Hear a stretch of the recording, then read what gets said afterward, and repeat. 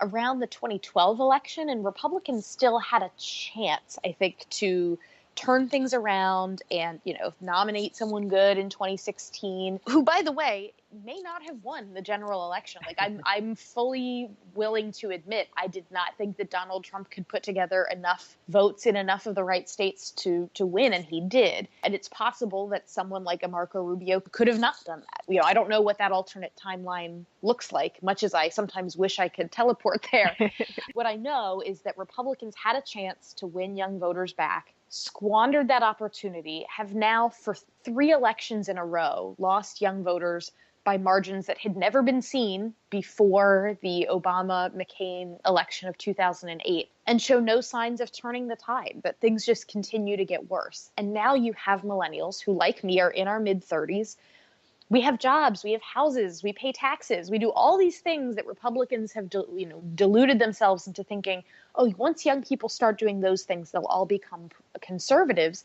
And it's not happening. The oldest edge of the millennial generation is not significantly more conservative than the youngest edge. We're getting older, and instead of becoming conservative, we're becoming more locked into our preference for voting for Democrats because we've now reached a decade or more of voting, and we've not voted for Republicans yet. And so it's, I think, just so troubling to me that, there was this moment when I thought, okay, we can nominate someone in 2016 and put the party on a different path.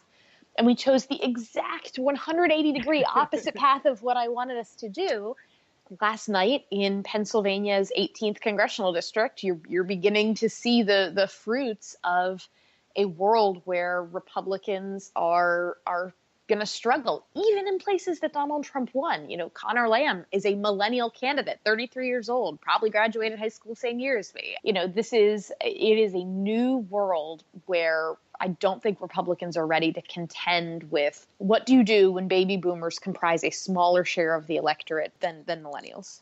Yeah, and so the Donald Trump model might lead to short-term gains, but it appears rather quickly that it might be leading to long-term losses. So that's correct. And there's, a lot of really great stuff that's been written by a political science guru named Sean Trendy, who writes for Real Clear Politics. And he wrote a book called The Lost Majority. And this book came out, around the 2012 election. And if you think, a book called The Lost Majority around that time, that must be about how Republicans have lost their majority coalition. But it wasn't. It was about the risk that Democrats had of losing the white working class, and how white voters without a college degree, there are a ton of them out there in the electorate.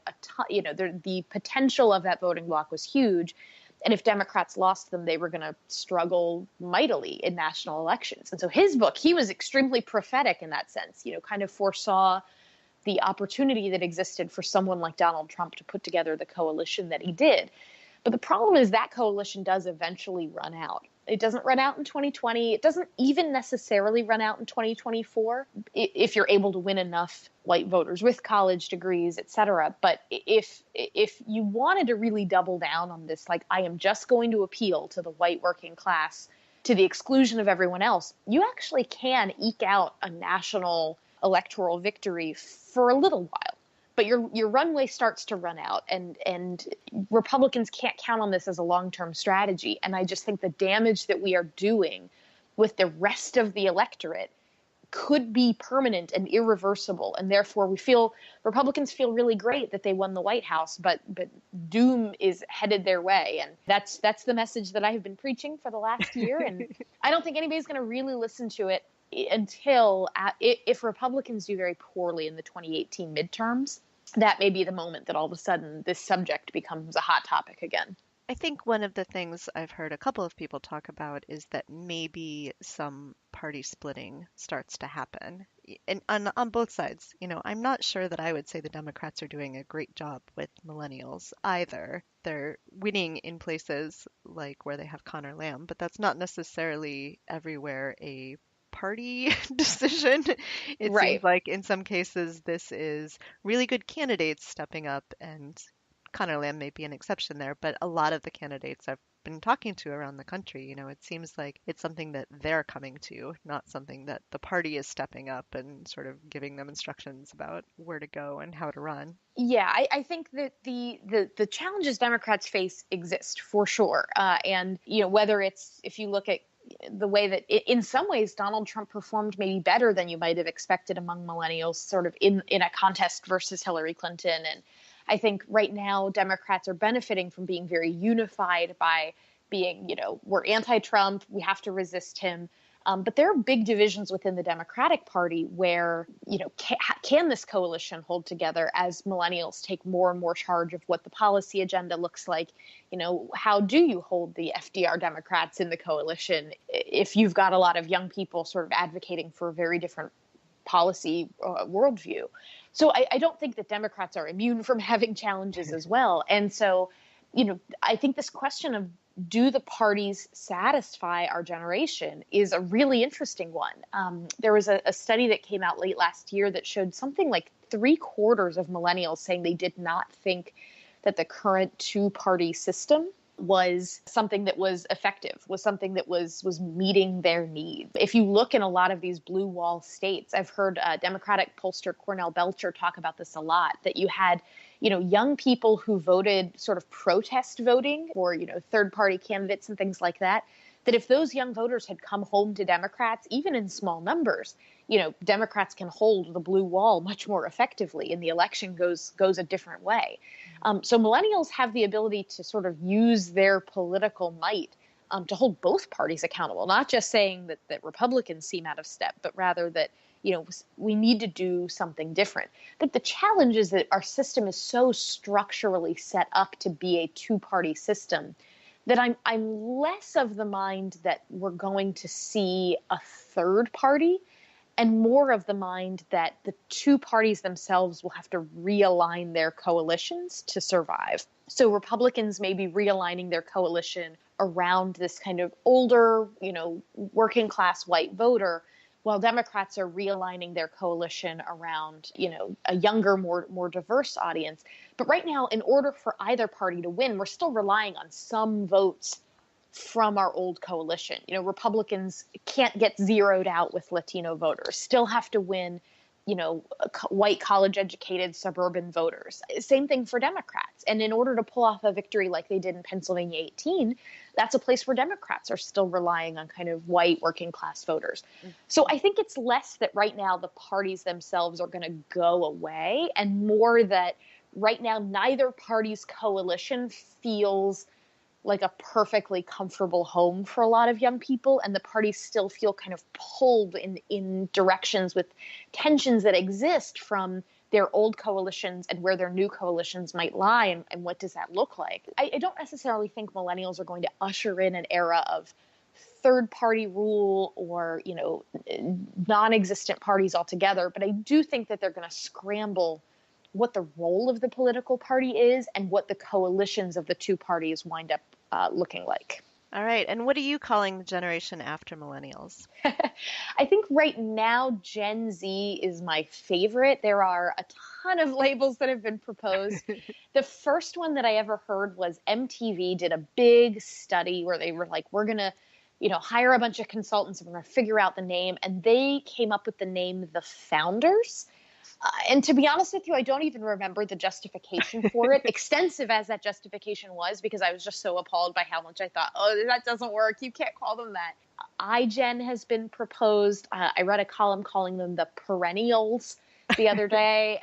So there's lots of names being sort of bandied about. For millennial, originally I think we were called digital natives or Gen Y. And so I don't know that millennial became the thing that got settled on for a couple of years. So we may still have room for debate, room for new ideas to be introduced. But at the moment, Gen Z is what I have landed on. All right. Well, I have a 6-year-old and a 3-year-old, so I'm going to be watching what I need to call them.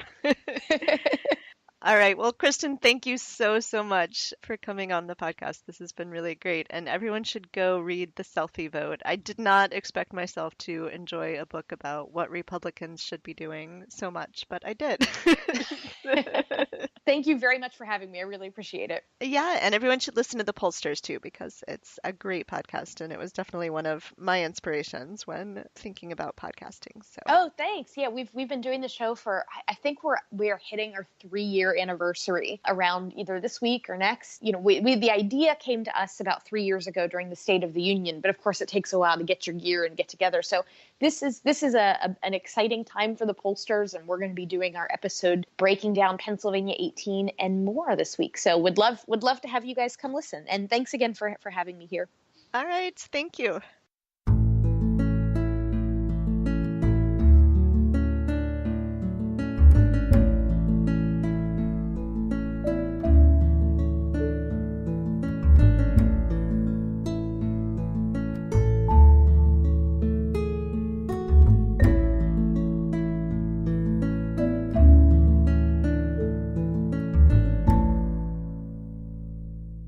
Welcome back, everybody. This is Kelly again with Two Broads Talking Politics, and I am here in this segment with Amanda Lippmann, who is the co-founder and executive director of Run for Something. Hello, Amanda.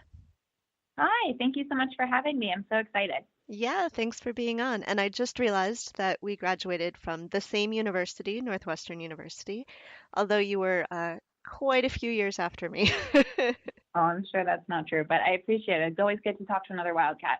Yes. Could you start by telling us a little bit about your background and how you came to found Run for Something? Yeah, so I'm originally from Virginia. I grew up outside the DC suburbs. I always loved politics. I went to Northwestern in part because I wanted to work for Barack Obama when I was a senior in college. I ended up lucking out there, getting an internship on his president-elect and working doing online fundraising. I then worked for Organizing for Action, then for Charlie Crist for governor in Florida in 2014. And ultimately started working for Hillary in January 2015. I did 2 years as her email director, helping manage online fundraising, volunteer recruitment, and direct connections with supporters. After Election Day, I started hearing from friends from high school and college who reached out to me to say, hey, Amanda, you're the only person I know who works in politics. I'm interested in running for office. What do I do? I didn't have a good answer for them. There wasn't a group that existed that if you were new to politics and excited about running but didn't know where to start, that would help you. And that really frustrated me and felt like a problem that had led to a whole bunch of other problems. So I found a co-founder and an incredible partner named Ross Morales-Rapeto, who'd been doing campaign management for more than a decade. And between the two of us, we decided we'd create an organization that would solve this issue and help get young people into office, not just as voters, not just as volunteers, but as leaders. Great. So Run for Something started in 2017? Yeah, we launched on Inauguration Day. And what are your goals with Run for Something? You're trying to get more younger people running for office. Do you have specific offices that you are hoping to really target? Is this sort of all over the map in terms of what kinds of offices they might be running for? So Run for Something's main goal is to recruit and support young people running for local office for the first time. Young people meaning people under the age of 40. So we think about millennials and Gen Z. Our candidates range in ages from 18 to 40. Local office meaning races state legislative and below. So we work with candidates who are running for state house, state senate, school board, city council, library board, American River Flood Control District, village, county, commission, some judgeships, basically anything local where the number of voters is small and the impact is huge. And then we work with first-time candidates. And so if you're new to politics, if you're newly excited, we try and help you get in the door. We thought this would be really small and maybe we'd get 100 people who want to run. In the first year, we've had more than 16,000 sign up with us. That's really exciting. It's awesome. What are the kinds of supports that you offer for them, for the people who are running? We do 5 key things. The first is partnerships. So we work with other organizations, Emily's List, Wellstone, OFA, DFA, state parties, basically every acronym you can imagine, to make sure our candidates have access to the tools we need. We do resource generation ourselves, so things like writing guides on how to file for the ballot in every state, or trainings on how to do opposition research if you don't have a staff, things like that. We do mentorship and coaching with about 500 mentors and coaches who work with our candidates one-on-one to get them the support they need. We also do community building. So all of our candidates are connected to each other, making sure that they know they're not alone and there are other people to commiserate with and to support them. The final thing we do is endorsements. So every candidate we talk to, and all those 16,000 folks, have a chance to access everything I just mentioned. Endorsements are our stars. We ask for people to apply, show us their campaign budget, their win numbers, their plans for voter contact, to meet some basic value statements, and from there we endorse. And our endorsement comes with money where we're legally able to, volunteer efforts, in-depth coaching, a whole bunch of partnership work, and volunteers where we can. And how many people have you endorsed to this point? We have 232 endorsements across more than 30 states, which is amazing. And some of those elections have already happened? Yeah, so we had 72 people on the ballot last November. We expected maybe 10 of them to win because first-time candidates tend to lose. They're just up against